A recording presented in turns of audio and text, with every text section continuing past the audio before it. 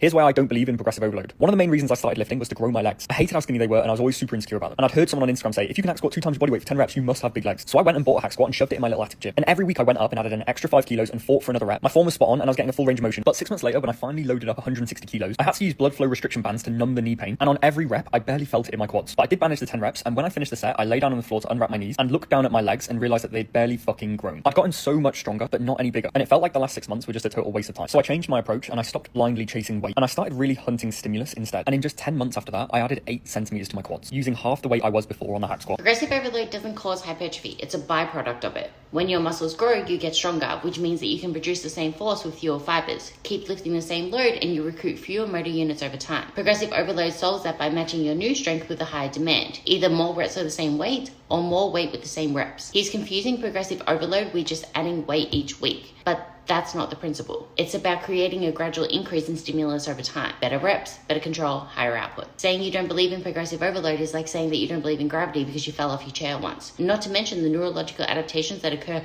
prior to you being able to reach the point where you're able to recruit those high threshold motor units. And that there is no mention of total volume. And that strength increases are around 7 times faster than size increases. And feeling your quads burn doesn't mean that you're creating any kind of effective stimulus. You can feel a burn walking upstairs. Doesn't mean that you're growing. Sensation doesn't equal stimulus. Otherwise, sumo squats would actually grow your glutes. What matters is mechanical tension and proximity to failure, not whether your legs feel like they're on fire. The reason why he noticed more size after increasing time under tension is likely to result in temporary muscle swelling or progressive overload.